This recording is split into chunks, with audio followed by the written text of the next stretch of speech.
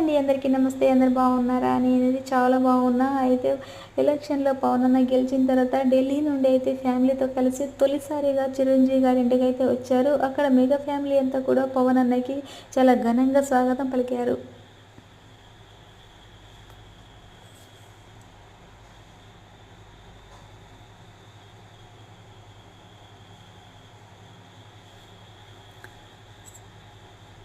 సురేఖమ్మకైతే చాలా